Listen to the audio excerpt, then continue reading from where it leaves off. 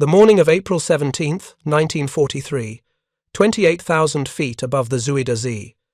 Second Lieutenant James Arlen watched tracer rounds arc past his canopy like malevolent fireflies.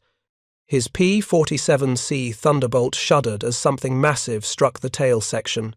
The aircraft yawed violently left. Another impact, then another, the cockpit filled with the smell of hydraulic fluid and cordite. Preparing and narrating this type of story took us long efforts and hard work. So, if you are enjoying the story, please consider subscribing to our channel. Arlen's wingman had disappeared seconds earlier, spiraling downward trailing smoke. Now Arlen flew alone, the last aircraft in his element, separated from the main formation during the chaos of the initial bounce.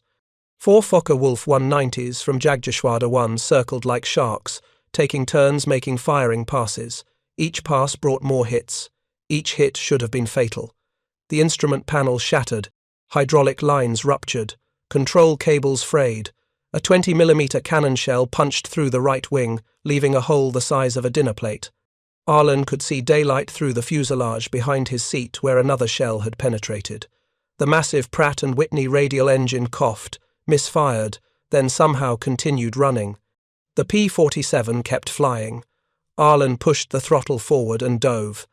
The Thunderbolt accelerated with surprising violence for an aircraft that had just absorbed enough battle damage to destroy any other fighter in the sky. The German fighters pursued initially, but at 450 miles per hour in a near-vertical dive, the crippled American fighter simply pulled away. The Focke-Wulfs could not match that speed without risking structural failure. They broke off the attack. Arlen nursed his devastated aircraft back across the channel. He landed at Manston, the emergency field in Kent, because he wasn't certain his hydraulics would last long enough to savant and reach his home base. Ground crews counted the damage in stunned silence. 23 separate cannon strikes, more than 60 machine gun hits. The aircraft was declared beyond economical repair. Arlen walked away with minor shrapnel wounds and returned to combat operations 4 days later.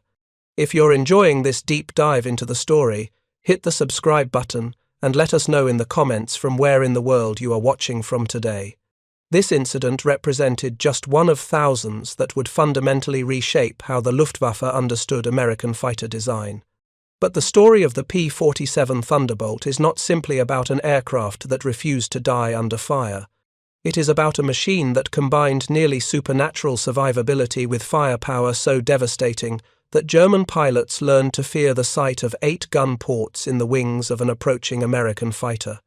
The P-47 carried 3,400 rounds of 50 caliber ammunition.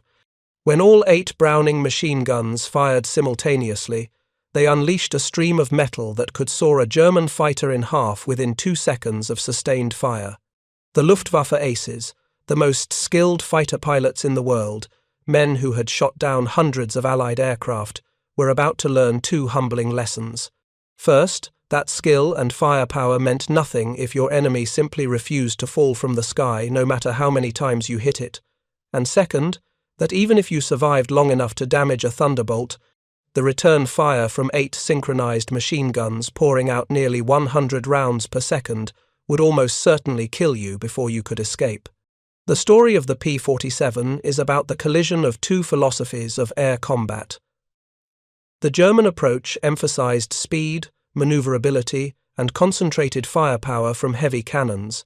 The American approach emphasized something entirely different. Build a fighter so tough it could absorb punishment that would obliterate and anything else. Then arm it with enough firepower to destroy any opponent foolish enough to remain in the engagement. And most critically, give it enough ammunition to keep firing long after German fighters had expended their limited cannon rounds and were forced to disengage. The mathematics of aerial combat had just changed. The Germans were about to discover they had been solving the wrong equation. The Republic P-47 Thunderbolt entered combat service with the United States Army Air Forces in April 1943. The timing was deliberate. American planners had watched British and German fighters battle over Europe for nearly 4 years. They had studied combat reports. They had interviewed pilots. They understood what worked and what failed in the brutal reality of air combat over occupied Europe.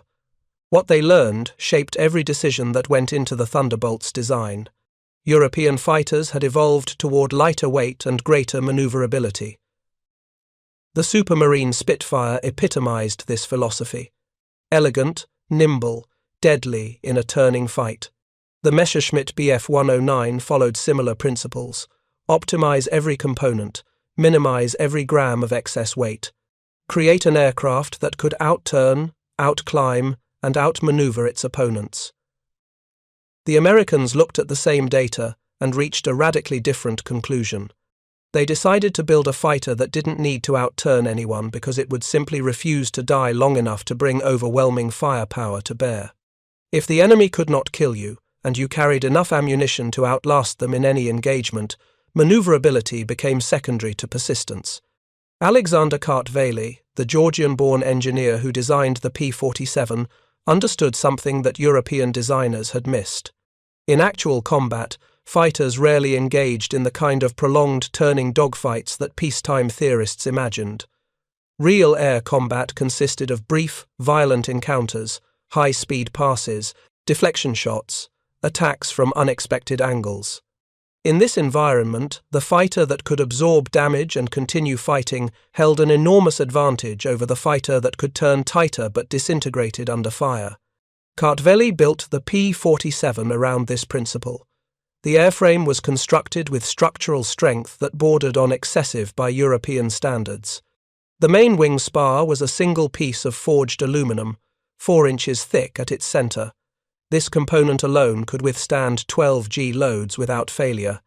For context, the maximum G-load a human pilot could withstand before losing consciousness was approximately 9 Gs.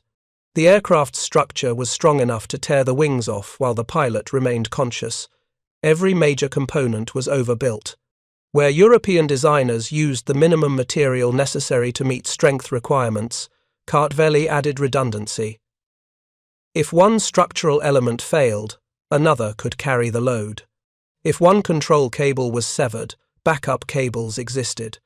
The aircraft was designed with the explicit assumption that it would be damaged in combat and needed to bring the pilot home anyway. The engine installation reflected the same philosophy. The Pratt & Whitney R2800 Wasp radial engine produced 2,000 horsepower at standard settings. With water methanol injection engaged during emergency combat power, it generated 2,300 horsepower. This was not the most powerful engine in the world. The German BMW 801 produced respectable power. The British Rolls-Royce Merlin was legendary. But the R2800 had one characteristic that made it nearly ideal for the P-47's mission. It was almost impossible to kill. The 18-cylinder radial configuration meant that even with multiple cylinders destroyed by enemy fire, the remaining cylinders could distribute the load and maintain power. Combat reports documented P-47 seconds returning to base with 3, 4, even 5 cylinders completely destroyed, still producing enough power to fly. The massive propeller, weighing over 400 pounds, had enough rotational inertia to keep spinning even if engine power dropped dramatically. But the engine represented just one element of the P-47's survivability. Between the engine and the pilot sat an elaborate system of protective components. The turbocharger installation occupied significant space. Oil coolers and intercoolers added more bulk. And then came the fuel tanks. Early P-47C models carried 305 gallons internally. The most common combat variant, the P-47D, carried 370 gallons. Every gallon was stored in self-sealing fuel tanks surrounded by multiple layers of rubber compound that would swell and seal when exposed to gasoline. German pilots discovered this technology the hard way. Machine gun fire that would send a Messerschmitt or Focke-Wulf down in flames simply punched holes in P-47 fuel tanks that sealed themselves within seconds. The aircraft kept flying. The pilots survived. The armor protection extended this philosophy to its logical extreme. The pilot sat surrounded by steel armor plate on multiple sides. Substantial armor protected from behind, capable of stopping 20mm cannon rounds at close range. Additional armor protected from below, defending against ground fire during low-altitude operations. The headrest contained more armor plating. In front, thick bulletproof glass could stop even 30mm cannon shells. German pilots, accustomed to aircraft where armor was minimal to save weight, found themselves facing an opponent who could absorb hits that would kill them instantly. The psychological impact proved as devastating as the physical protection. When you fired your cannons at an enemy fighter, saw your rounds strike home, saw pieces fly off the target, and then watched that target turn toward you and return fire, it created a profound sense of futility. But survivability alone did not make the P-47 dominant. The aircraft's armament transformed it from a tough target into a lethal weapon platform. 8 Browning M2 50-caliber machine guns were installed in the wings, 4 guns in each wing. Each gun was fed from a separate ammunition box containing 425 rounds. Total ammunition capacity was 3,400 rounds across all 8 guns. The numbers alone did not capture the devastating effectiveness of this installation. When all 8 guns fired simultaneously, they produced a combined rate of fire approaching 100 rounds per second. The guns were harmonized to converge at a point between 200 and 300 yards from the aircraft. At that convergence point, all 8 streams of 50-caliber rounds intersected in a cone of destruction approximately 3 feet in diameter. Any aircraft that entered that cone ceased to exist as a functional machine within seconds. German fighters were not built to withstand 50-caliber fire. Their thin aluminum skin offered no protection against armor-piercing incendiary rounds. A 1-second burst from a P-47, approximately 100 rounds total, would riddle a Messerschmitt Bf 109 with so many holes that structural failure was nearly instantaneous.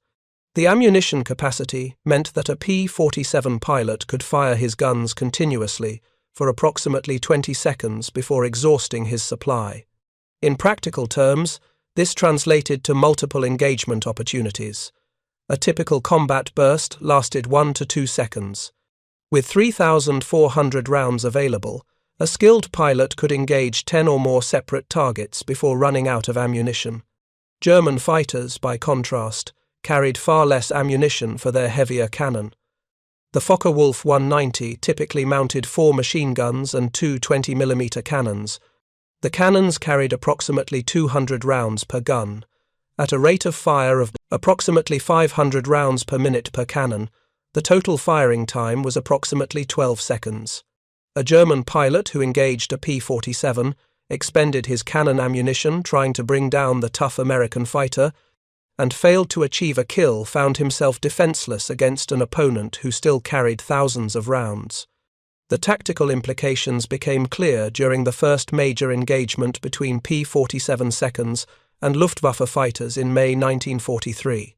The 56th Fighter Group, flying P-47Cs, encountered a formation of Focke-Wulf 190s from Jagdgeschwader 26 over Belgium.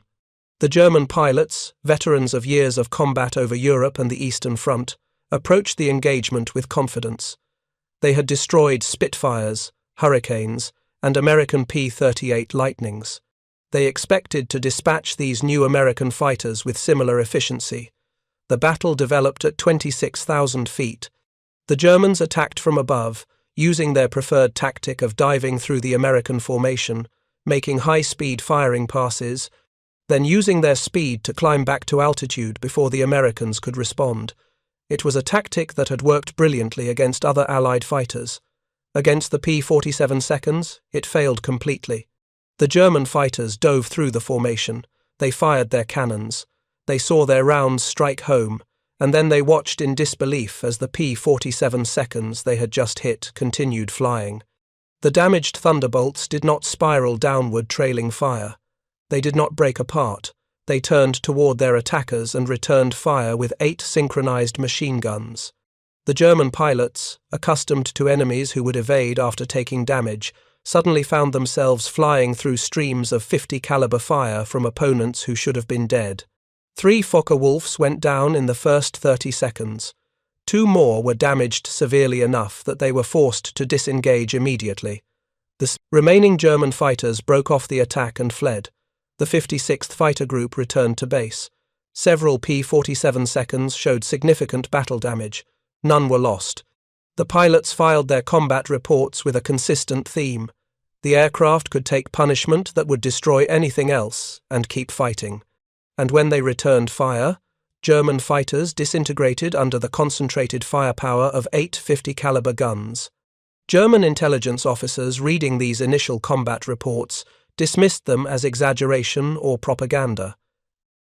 Experienced Luftwaffe pilots analyzing the same reports understood immediately what they meant. The Americans had built something fundamentally different, not a better dogfighter, not a faster interceptor. They had built a weapons platform that combined the survivability of a heavy bomber with the offensive firepower to destroy anything it encountered. Major Johannes Steinhoff, who would finish the war with 176 victories, flew against P-47 seconds throughout 1943 and 44. In post-war interviews, he provided his assessment with the clarity that comes from having survived what many of his comrades did not. The P-47 changed the nature of combat over Germany. Before the Thunderbolt arrived in large numbers, we could engage American fighters with reasonable confidence. We were more experienced. Our aircraft were nimble. We understood energy fighting. We could choose when to engage and when to disengage. The P-47 took away those choices. If we attacked and failed to achieve kills on the first pass, the Americans would simply turn toward us and start shooting. Their aircraft absorbed our fire, their guns tore ours apart, and they had enough ammunition to keep shooting long after we had expended our cannons and were forced to withdraw. It became a war of attrition. They could afford to trade losses, we could not. The summer of 1943 brought the air war over Europe to a new level of pathetic intensity. American heavy bombers struck deep into Germany, targeting aircraft factories, oil refineries, and ball-bearing plants. The P-47 groups, growing in number with each passing week, escorted the bombers. German fighter wings, under desperate pressure to stop the bombing campaign, threw everything they had into the attacks. The results proved devastating for the Luftwaffe, not primarily in terms of aircraft destroyed, though those losses were significant, but in terms of pilot morale and tactical effectiveness. Attacking bomber formations meant flying through fields of defensive fire from both the bombers and their escorts. The B-17's guns could damage fighters, but rarely destroyed them with single hits. The P-47's guns destroyed anything they hit solidly. More demoralizing was the experience of hitting P-47 seconds repeatedly and watching them continue to fight. Oberst Hannes Trautloft, commander of Jagdgeschwader 54, issued tactical directives to his pilots in July 1943.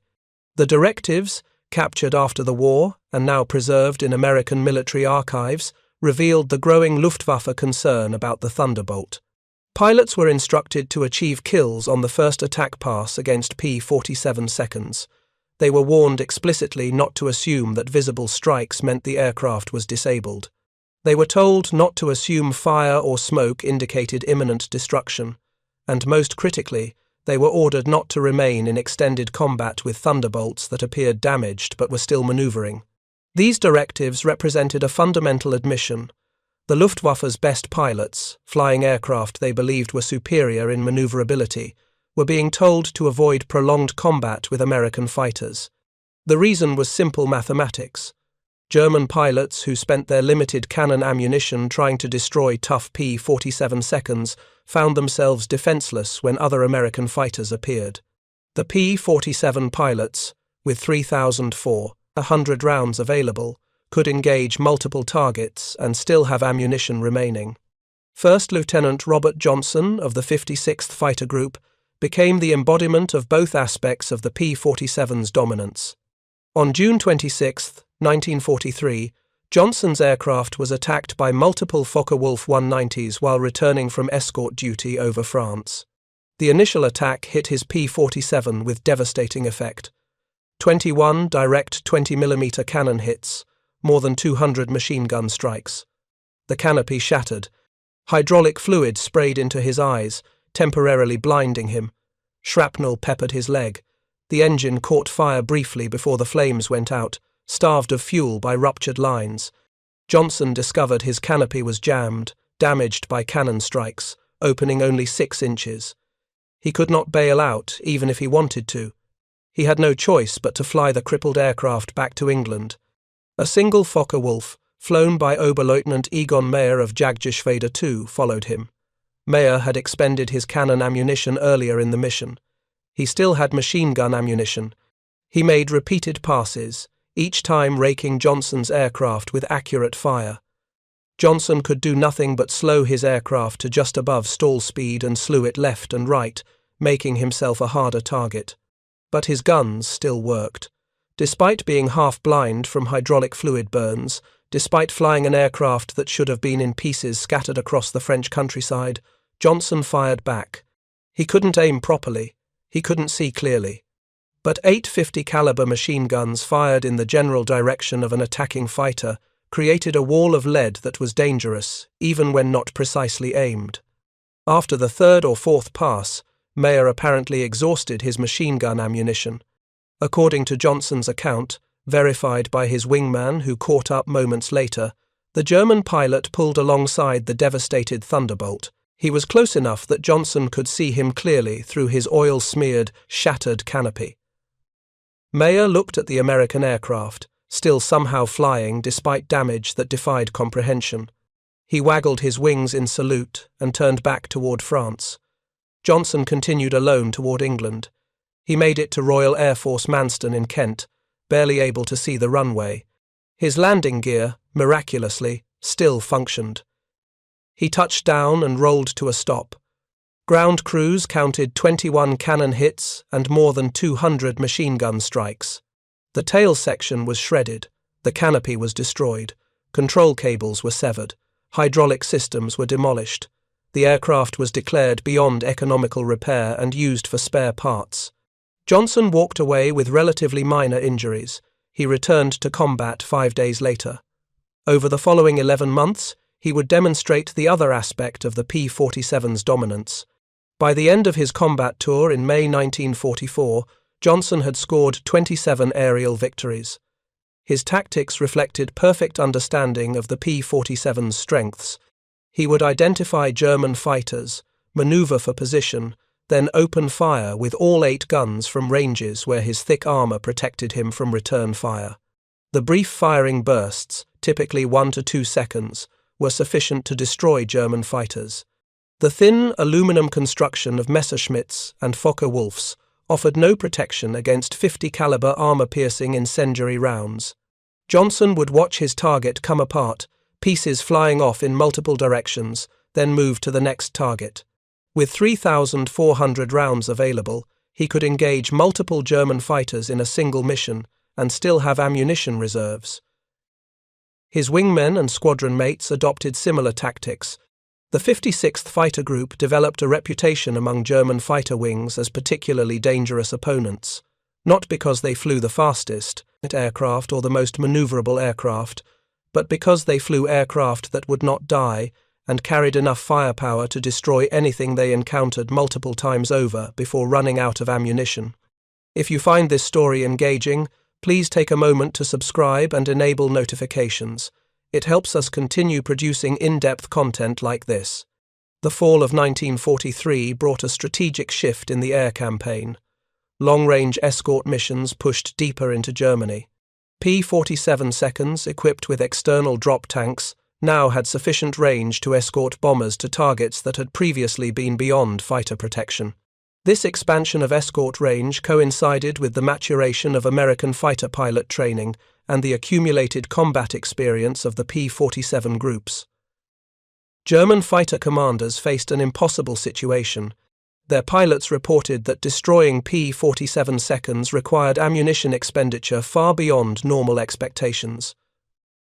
Most German fighters carried enough cannon ammunition for approximately 12 seconds of firing time.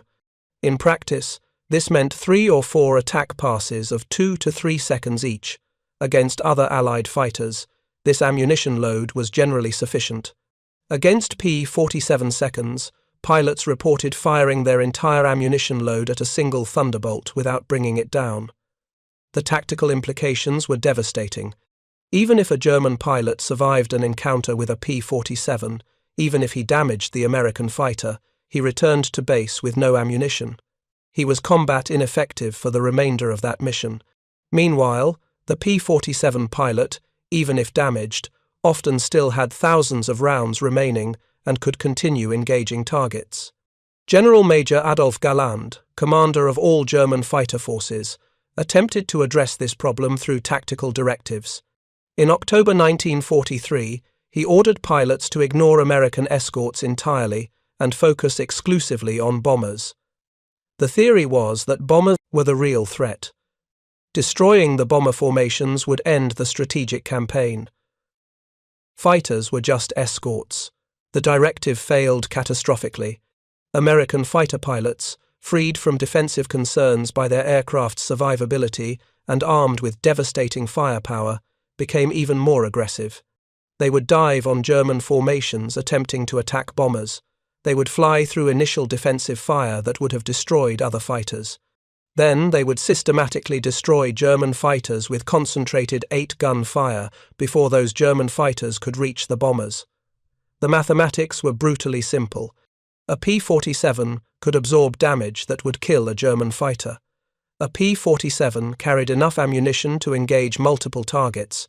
Therefore, a P-47 pilot who was willing to accept damage could break up German attack formations before they reached the bombers, then destroy the scattered German fighters individually. First Lieutenant Francis Gabreski, flying with the 56th Fighter Group, personified this aggressive philosophy. Gabreski, the son of Polish immigrants, had personal motivation beyond military duty. His relatives still lived in Poland under Nazi occupation. He flew every mission as if it were personal vengeance. His tactics exploited both aspects of the P-47's dominance perfectly. He would identify German fighters attacking bombers. He would dive on them from above. If they tried to turn and fight, he would accept their defensive fire, trusting his armor to protect him. Then he would open fire with all 8 guns at close range, typically inside 200 yards, where the concentration of fire was most devastating. German fighters caught in that cone of 50 caliber fire simply disintegrated. Between August 1943 and July 1944, Gabreski would shoot down 28 German aircraft, making him the top American ace in the European theater during that period. His survival through hundreds of combat missions, many resulting in his aircraft returning with significant battle damage, became legendary.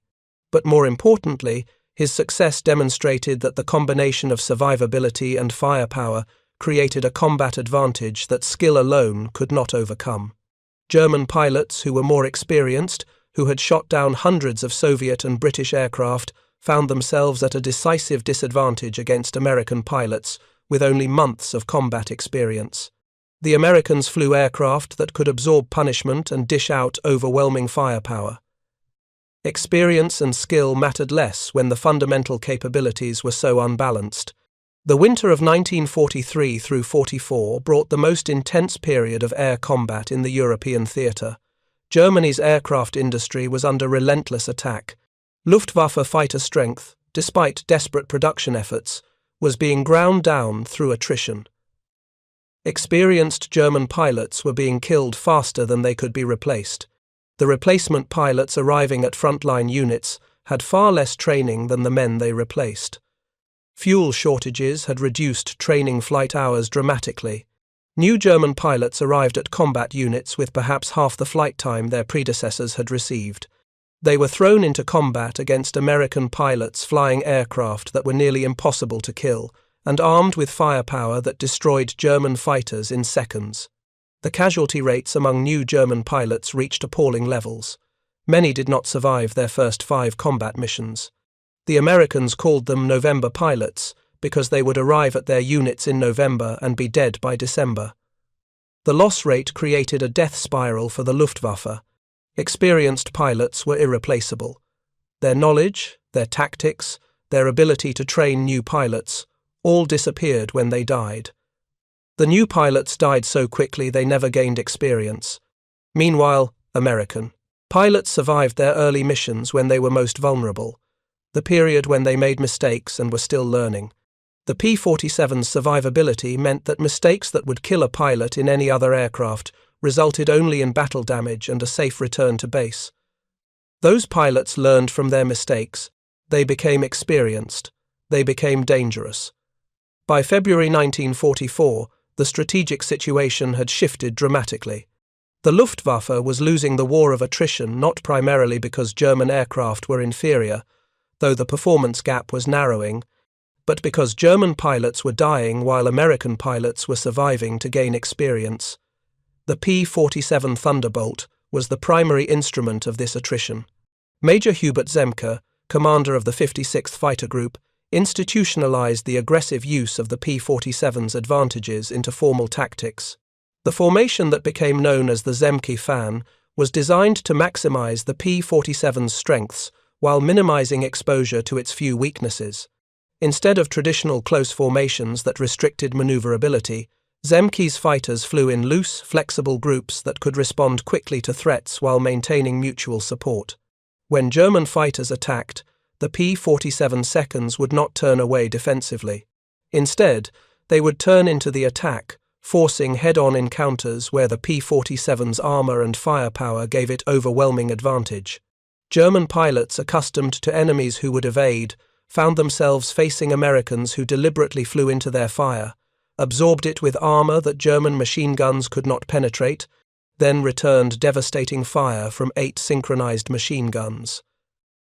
The head-on attack became particularly dreaded by German pilots.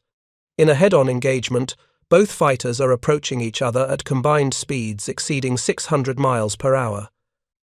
The engagement window lasts perhaps 2 seconds.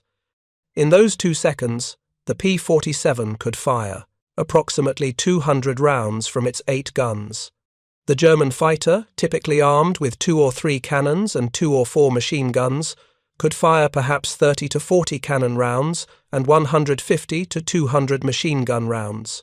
But the critical difference was not the number of rounds fired, it was what happened when those rounds struck. German machine gun fire striking a P-47's frontal armor did nothing. The armor plate behind the engine, around the cockpit, and protecting the oil coolers and intercoolers simply stopped the bullets. Even 20mm cannon rounds had difficulty penetrating the concentrated armor protecting the P-47's vital areas from head-on.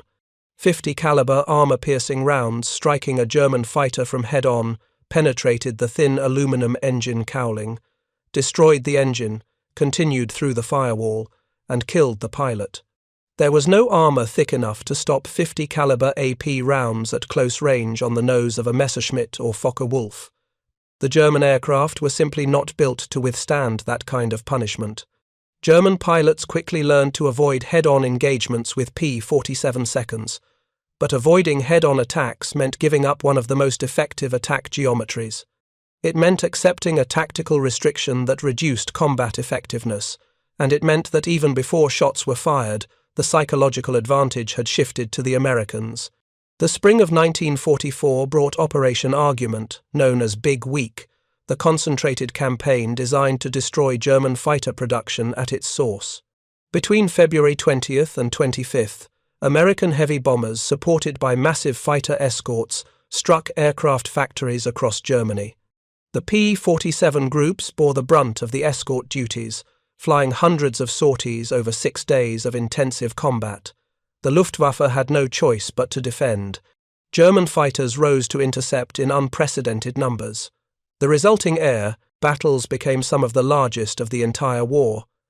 And in those battles, the P-47's combination of survivability and firepower proved decisive. German pilots attacked American bomber formations and their escorts with desperate courage. They flew through intense defensive fire. They pressed attacks despite taking damage. But the P-47 escorts destroyed them systematically. The typical engagement followed a pattern that repeated hundreds of times during Big Week. German fighters would approach bomber formations, preparing to attack. P-47 seconds would intercept them before they reached the bombers. The Germans would attempt to fight through the escorts. They would damage P-47 seconds with cannon fire, but the damaged P-47 seconds kept fighting. and when the P-47 seconds returned fire, German fighters came apart under the concentrated impact of 8 50 caliber guns firing simultaneously. By the end of Big Week, the Luftwaffe had lost over 500 fighters destroyed with approximately 300 pilots killed. Many more pilots were wounded seriously enough to be removed from combat status. The American losses were significant but sustainable. The P-47 loss rate remained under 1% per sortie, despite flying through the most intense air combat of the war to that point. More importantly, the pilots who survived gained invaluable experience. They learned how to use their aircraft's strengths. They discovered that pressing attacks aggressively, accepting the damage that German fighters could inflict, and trusting their armor to protect them while they brought their 8 guns to bear produced consistent victories. The aggressive tactics spread throughout the P-47 groups. By March 1944, American fighter pilots were no longer simply escorting bombers defensively. They were hunting German fighters offensively. The summer of 1944 brought the P-47 into a new role that would reveal yet another dimension of its firepower advantage. As P-51 Mustangs with longer range began taking over bomber escort duties, many P-47 groups transitioned to ground attack missions. The same characteristics that made the Thunderbolt seem ponderous in low-altitude dogfights made it nearly ideal for ground attack. Heavy armor protected it from anti-aircraft fire. The reliable radial engine could sustain damage and keep running. And the 8 50 caliber machine guns, along with bombs and rockets, provided devastating firepower against ground targets. German ground forces learned to dread the sound of P-47 seconds. The deep rumble of the Pratt & Whitney radial engine announced incoming attacks that German troops were largely powerless to prevent. A P-47 making a strafing run would fire all 8 guns simultaneously at ground targets. 3,400 rounds could be expended in multiple passes, destroying trucks, tanks, trains, and troop concentrations with systematic efficiency. The firepower advantage was even more pronounced against ground targets than against aircraft. An armoured vehicle could survive several machine gun hits.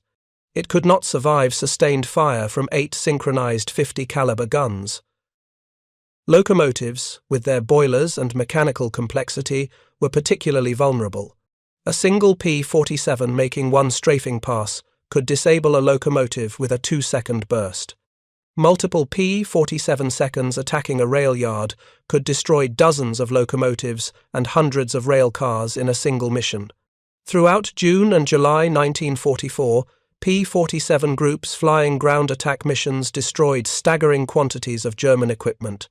Official claims, verified through gun camera footage and post-strike reconnaissance, documented thousands of vehicles, hundreds of tanks, and entire rail networks systematically demolished by P-47 seconds, armed with their standard 8-gun battery and unlimited aggression. The ammunition capacity made the critical difference. Other fighters flying ground attack missions would expend their ammunition after 1 or 2 passes and be forced to return to base. P-47 seconds could make 4, 5, or 6 attack passes, systematically working over target areas until nothing remained intact. German ground commanders reported that single P-47 attacks could paralyze entire divisions by destroying their transportation and supply vehicles. But the ground attack role also revealed the continuing relevance of the P-47's survivability. Anti-aircraft fire at low altitude was intense and accurate. Other Allied fighters suffered heavy losses to ground fire. P-47 seconds absorbed the punishment and kept fighting. Combat reports documented P-47 seconds returning from ground attack missions with dozens of holes from 20mm and 37mm anti-aircraft shells, engines running on partial power, hydraulic systems destroyed, yet still flying and still capable of delivering their ordnance on target. Second Lieutenant Robert Harmon, flying with the 362nd Fighter Group, exemplified this combination of firepower and survivability on July 25, 1944. Harmon was attacking German positions near Saint-Lô when multiple 37mm anti-aircraft shells struck his aircraft. One shell destroyed his right wingtip, removing several feet of structure. Another penetrated his engine, destroying 2 cylinders and setting the power plant on fire. A third struck his tail, severing elevator control cables. Harmon managed to extinguish the fire using emergency engine shutdown and restart procedures. He regained partial control using trim tabs, compensating for the severed cables. He flew his crippled P-47 150 miles back to his base in England on an engine running on 16 of 18 cylinders. Before departing the combat area, however, he made 2 more strafing passes, expending his remaining ammunition on German vehicles despite flying an aircraft that should have been in pieces scattered across the French countryside. Ground crews at his base counted the damage in stunned silence. The aircraft was declared beyond repair, but Harmon walked away without serious injury. More importantly, gun camera footage confirmed he had destroyed 3 German trucks, 1 half-track, and 1 armoured car during his final 2 passes, fired after his aircraft had sustained what should have been fatal damage. The P-47 had kept fighting, the pilot had kept fighting, the 8 guns had kept firing, and German ground forces had died as a result. By the fall of 1944, the combination of survivability and firepower had created a tactical situation that was psychologically devastating for the Luftwaffe. German pilots knew that attacking P-47 seconds would likely result in their own death or the expenditure of all their ammunition without achieving kills. German ground forces knew that P-47 seconds overhead meant systematic destruction of their equipment with little they could do to prevent it. The massive American fighter had become the symbol of inevitable defeat. Oberst Johannes Steinhoff, 176 victories and one of the Luftwaffe's most respected fighter leaders, provided perhaps the most eloquent assessment in his 1970 memoir. We learned to respect all our opponents, the Russian pilots for their courage, the British for their determination, the Americans for their numbers, but we feared the P-47 specifically. It represented American industrial might in tangible form. We flew graceful, efficient, deadly machines, built to win dogfights through superior maneuverability and concentrated firepower from our cannons. They flew armoured fortresses built to win wars through attrition. We could hit them repeatedly with our best weapons, and they kept flying. They could hit us once with their 8 guns, and we died. And they carried enough ammunition to hit us repeatedly, to engage multiple targets, to keep fighting long after we were forced to withdraw because our cannons were empty. The mathematics of combat had turned decisively against us. Our skill meant nothing if we could not kill our opponents. Our courage meant nothing if we died while they survived. The P-47 Thunderbolt defeated us not through superior performance in the traditional sense, but through the combination of survivability that rendered our attacks ineffective and firepower that made their attacks invariably fatal. They built a machine that understood the true nature of industrial warfare, and we had no answer for it. The final accounting at war's end revealed the full scope of the P-47's dominance. Over 15,683 Thunderbolts were built. They flew 546,000 combat sorties in the European and Mediterranean theatres. They were credited with destroying 3,752 enemy aircraft in air-to-air combat, plus thousands more destroyed on the ground. They destroyed 9,000 locomotives, 86,000 railroad cars, and 6,000 armoured vehicles in ground attack missions. But the most important statistic was the loss rate, 0.7% per sortie in the European theatre. For every 1,000 sorties flown, only 7 P-47 seconds were lost to all causes. This was the lowest loss rate of any American fighter operating in Europe. The aircraft that German pilots dismissed as too heavy, too sluggish, too inelegant, proved to be the most survivable fighter of the entire war. And armed with 3,400 rounds of 50 caliber ammunition, it proved to be one of the most lethal. The lessons learned from the P-47 influenced fighter design for generations. American aircraft designers continued to prioritize survivability and overwhelming firepower over pure performance. The A-10 Thunderbolt II, named explicitly in honor of the P-47, carries forward the same philosophy 7 decades later. Build an aircraft tough enough to absorb enormous damage, arm it with devastating firepower, and give it enough, ammunition to accomplish the mission even in the face of intense opposition. Modern fighter pilots studying air combat history invariably focus on the P-47 as a case study in how engineering philosophy shapes tactical outcomes. The aircraft proved that survivability combined with firepower creates a combat advantage that pure performance cannot overcome. A pilot who survives to complete the mission is more valuable than a pilot who achieves maximum performance but doesn't return.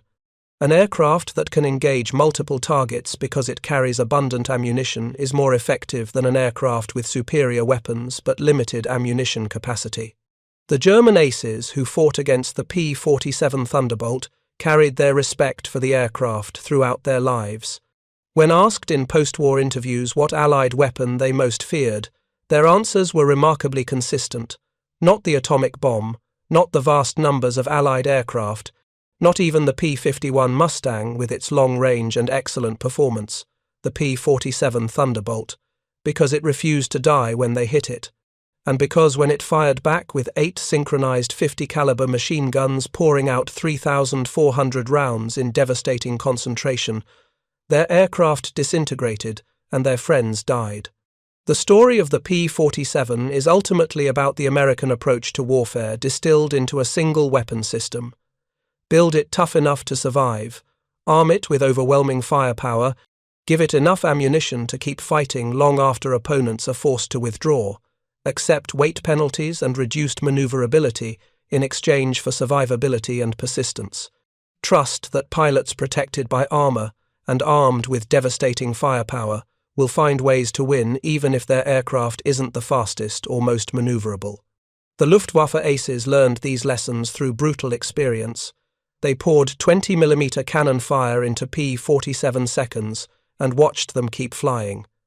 They expended their limited ammunition trying to bring down aircraft that simply would not fall.